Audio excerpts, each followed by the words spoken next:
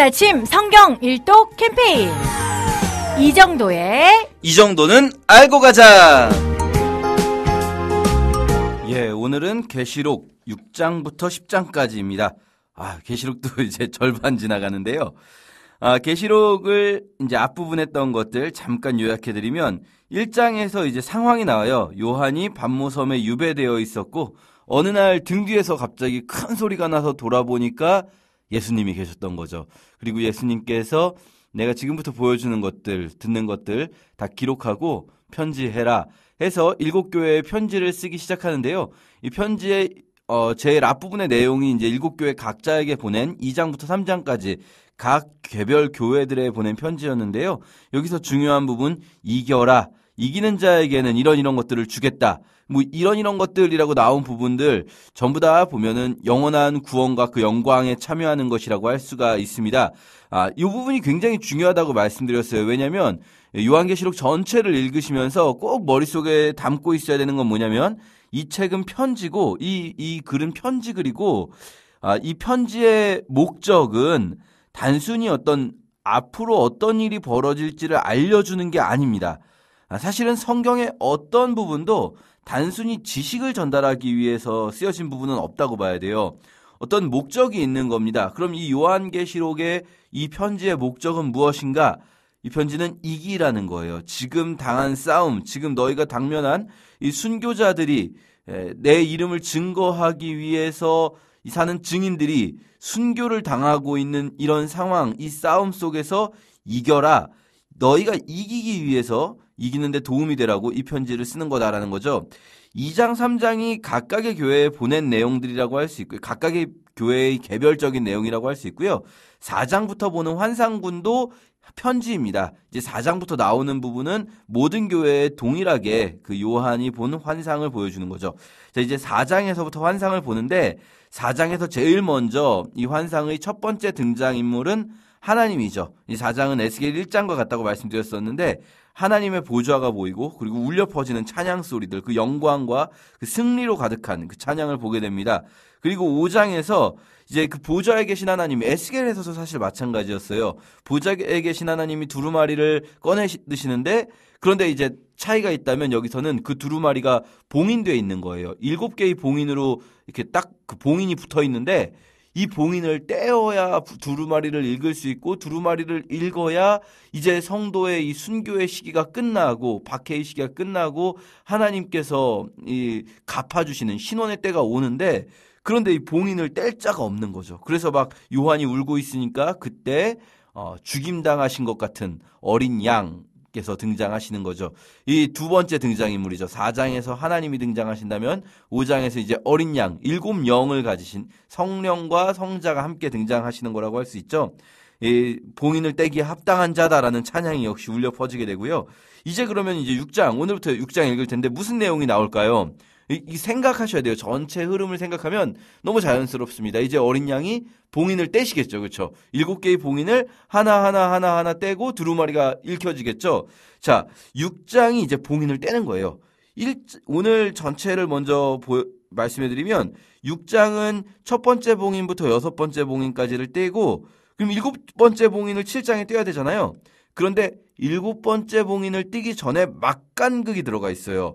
그리고 8장에서 7번째 봉인을 떼고 7번째 봉인을 떼면서 동시에 나팔을 든 천사들이 나와서 이 첫 번째부터 네 번째 나팔까지 그리고 9장에서 5번째, 6번째 나팔까지 그럼 이제 10장에서 7번째 나팔을 부르는가? 아니고 역시 7번째 거를 하기 전에 막간극이 들어간다. 요 구조를 머릿속에 좀 넣어두시면 좋아요. 그래서 10장에서 막간극, 11장 전반까지 그리고 11장 뒷부분에서 이제 7번째 나팔 이렇게 처음에 봉인 7개를 떼는 것 그리고 봉인 7번째 봉인을 떼자 나팔을 든 천사들이 나타나서 7개의 나팔을 하나 부는 것 그리고 또 7번째 나팔과 함께 7개의 대접을 든 천사들이 나타나서 7개의 대접을 하나 뭐 세수대야 같은 거 상상하시면 될 것 같긴 한데요. 이렇게 하나 땅에 쏟아붓는 것 요게 3번 반복되는 거예요. 7개의 뭔가를 가진 천사들이 하나 하는 것이 3번 반복되는데 이 3과 7 둘 다 완전수라고 할 수 있죠. 그런데 또 이 7번의 어떤 재앙 혹은 어떤 뭔가가 떨어지는 그게 있을 때 순서가 첫 번째부터 네 번째까지가 한 묶음으로 가요. 짧게. 그래서 짧게 하고 다섯 번째, 여섯 번째, 일곱 번째가 좀 더 길게 가거든요. 그런데 일곱 번째 거는 한 번에 가지 않고 6 플러스 1 구조로 생각하시면 돼요. 1에서 4까지 한 번에 5, 6 해가지고 6 한 다음에 잠깐 막간극이 들어가고 그리고 7 이런 구조가 3번 반복된다. 머릿속에 가지고 계시면은 요한계시록 전체 내용을 이해하는 데 도움이 됩니다. 자, 오늘 이제 6장 1절에 봉인 떼시겠죠. 6장 1절 내가 봄에 어린 양이 7인 중의 하나를 떼시는데 그때 내가 들으니 내 생물 중에 하나가 우레소리같이 말하되 오라 하시는 거예요. 여기서 내 생물은 뭐냐? 그 4장에 나왔던 하나님의 보좌를 지키는 그룹, 이거 에스겔 할 때 말씀드렸어요. 그룹이라고 부른다고. 4개의 얼굴을 가진, 그러니까 사자, 송아지, 사람, 독수리 얼굴을 가진 날개 달린 눈들이 막 많이 있는 생물이라고 나오는데 이게 이제 보좌를 지키는 거거든요. 이게 4개의 얼굴을 가진 게 각각 4개가 있는 거예요. 4생물이 있는 건데 그중에 첫 번째 생물이 오라 하니까 흰 말을 탄 자가 와서 그 흰 말을 탄 자가 이기고 또 이기려고 한다. 이 세상을 심판하러 오는 건데요. 여기서부터 이제 네 생물이 첫 번째, 두 번째, 세 번째, 네 번째 봉인이 떨어질 때마다 네 생물이 오라 하면은 말탄 자가 등장합니다. 색깔 있는 말. 요 색깔 있는 말탄 4명의 말탄 자들 스가랴서에 나오는 거예요. 스가랴서에. 제가 말씀드렸죠. 스가랴, 에스겔, 이사야 정도는 꼭 읽고 보는 게 좋습니다. 사실은 다시 한번 이렇게 리뷰하시고 요한계시록 보시면 좋은데 스가랴 환상에서는 이제 첫 번째 환상에서 이 말탄자들이 세상을 둘러보고 보고하러 왔다가 마지막 환상에서 이제 세상을 징벌하러 전차를 끌고 나가거든요. 그런데 여기서도 역시 마찬가지의 의미를 가진다고 할 수 있죠. 이들이 하나님의 어떤 명령을 받고 그리고 세상을 징벌하러 하나님의 명령을 수행하러 나가는 거죠. 그래서 첫 번째 말탄자는 이기고 또 이기려고 한다. 이미 이겼고 하나님의 승리가 이미 이겼고 그리고 앞으로도 계속해서 하나님의 승리가 이루어질 거죠. 완전한 최후 승리 때까지. 자, 그리고요. 두 번째 인이 떨어지니까 또 두 번째 생물이 그러니까 붉은 말탄자가 와서요. 이 사람은 이 붉은 말탄자는 서로 전쟁하게 합니다. 화평을 없어서 서로 전쟁이 일어나게 하고요. 세 번째 인 뗄 때는 저울을 든 검은 말탄자가 나오는데요. 이 저울은 뭐 하는 건가? 여기서 이렇게 말합니다. 이 말탄자가 한 데나리온의 밀 한 대요. 한 데나리온의 보리석대로다. 이렇게 말씀하시거든요. 이거는 이제 말탄자가 한 말은 아니고 내 생물 사이에서 난 음성. 어떻게 보면 하나님의 음성이라고 할 텐데요. 하나님이 갑자기 왜 이렇게 물가를 얘기하시는가? 이 물가가 한 데나리온 그러면 노동자의 뭐 하루품 싹이다. 많이 들으셨을 텐데 뭐 우리 돈으로 대충 뭐 예를 들어 10만 원이다. 그러면 밀 한 대에 10만 원, 보리 3대에 10만 원이다. 엄청난 폭등, 인플레이션, 흉년, 경제적 재난을 말하는 거죠. 그러니까 이 첫 번째 말탄자가 이기려고 한다. 이제 싸움의 시작을 선포한다면 두 번째 말탄자가 전쟁, 세 번째 말탄자는 경제적 재난을 이야기한다고 할 수 있습니다. 그리고 네 번째 말탄자가 등장하는데요. 이 네 번째 말은 사망이죠. 사망. 이 땅의 4분의 1을 죽일 권세를 얻는 건데요. 여기서 기억하실 것 4분의 1. 4분의 1 기억하세요. 예, 여러분 첫 번째 재앙군이라고 할 수 있는 이 봉인 때는 인 때는 재앙에서는 4분의 1이더라. 여기까지가 이제 스가랴에 나왔던 폴 홀스맨이라고 해요. 4명의 말탄자. 이게 엄청난 재앙인 것 같지만 사실은 이제 시작이요. 재앙의 시작을 알리는 자들이 바로 4명의 말탄자들이고요. 다섯 번째 인을 떼시는 것부터 좀 길게 나와요. 설명이. 다섯 번째 인을 떼실 때 어떤 이들이 나오냐면 하나님의 말씀과 그들이 가진 증거로 말미암아 하나님의 말씀 그리고 자신들이 그 말씀을 가진 증거로 말미암아 죽임을 당한 영혼들 하나님의 말씀을 전하다가 죽임을 당한 순교자들이죠.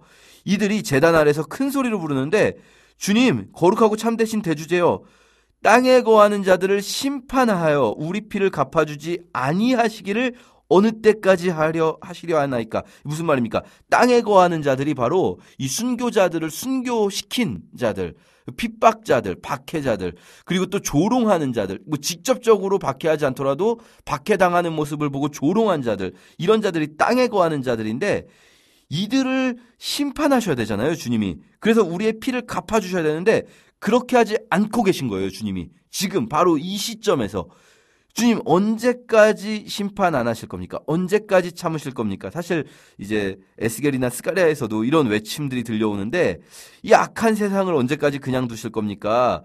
주님께서 이렇게 말씀하시죠. 그들에게 흰 두루마리를 주시며 흰옷 주시면서 그들의 동무 종들과 형제들도 자기처럼 죽임을 당하여 그 수가 차기까지 하라 하시더라. 무슨 말입니까 이게?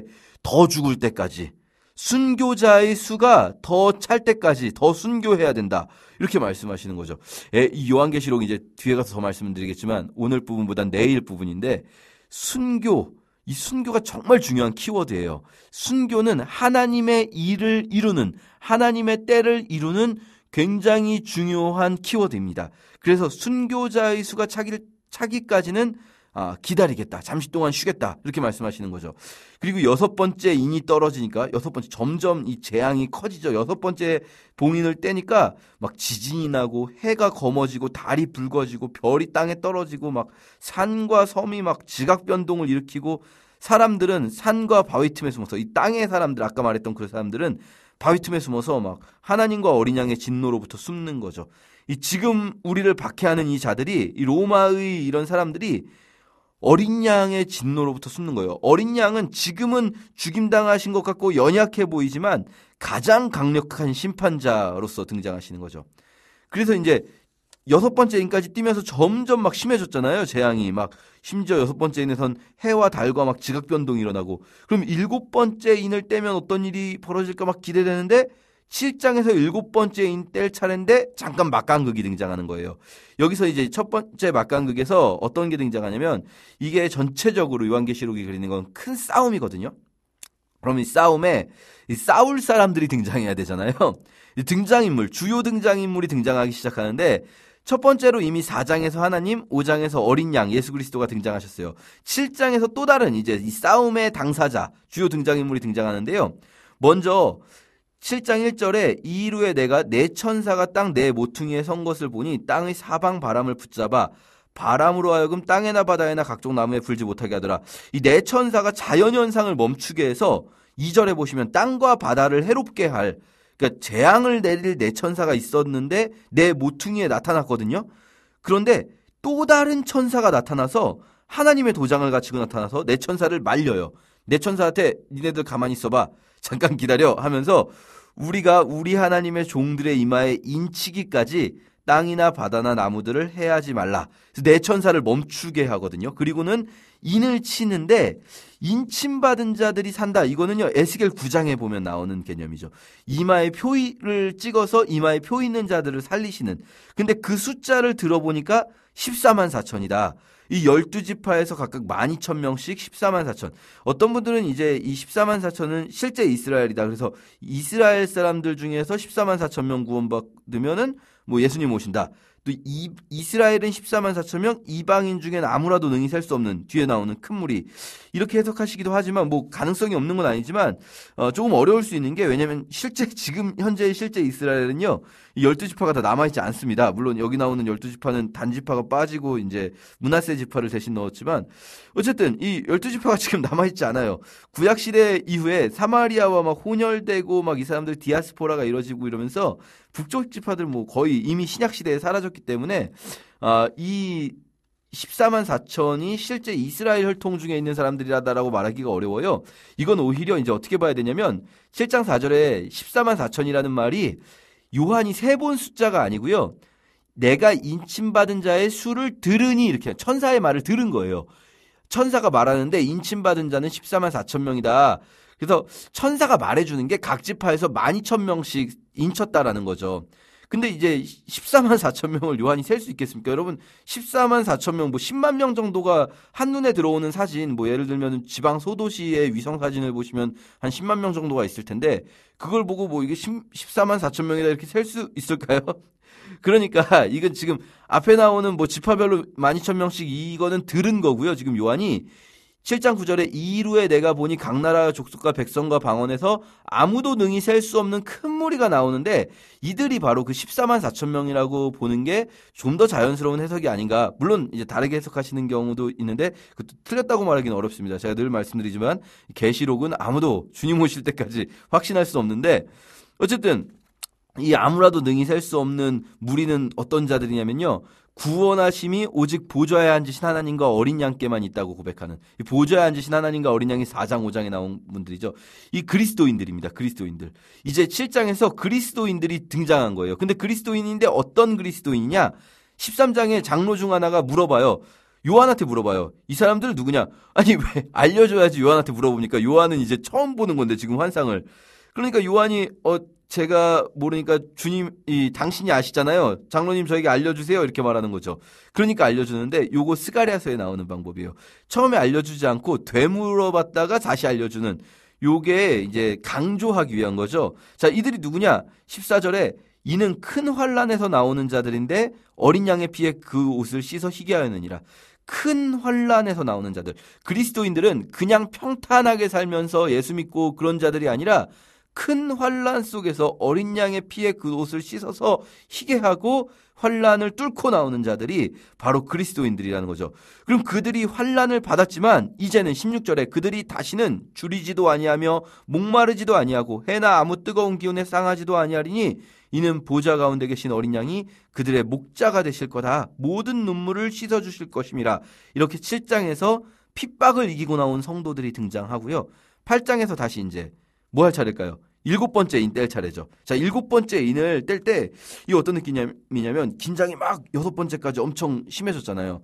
그럼 이제 7번째 인 떼면 더 엄청난 재앙이 올 것 같은데 갑자기 하늘이 반 시간쯤 조용해요. 근데 이거는요 아무 일 없는 조용함이 아니라 조용하다가 갑자기 8장 5절에 가서 우레와 음성과 번개와 지진이 막 일어나는. 이렇게 잠깐 조용했다가 파파방 하는 그런 느낌인데 그 잠깐 동안에 일어나는 게 이제 성도의 기도가 있고요. 그리고 7 나팔이 준비됩니다. 7 나팔도 아까 말씀드린 대로 이제 4+3. 그래서 첫 번째부터 네 번째 나팔까지가 짧게 이제 8장에 나오고 이제 9장에 5번째, 6번째 더 센 재앙들이 나오는 거죠. 그리고 이제 이 9장에서 여러분 중요한 거 오늘 요거 꼭 기억하셨는데 이 재앙군들의 의미가 뭐냐, 이 수많은 재앙들의 의미가 뭐냐. 20절 21절에 보면 이 재앙을 받고도 이들이 회개하지 않는다는 거예요. 이렇게 큰 재앙을 당하고도 회개하지 않는데 그럼 이 사람들은 도대체 언제 회개하나, 그 생각을 가지고 내일 11장부터 오늘 10장까지 읽으시고 내일 11장부터 읽도록 하겠습니다.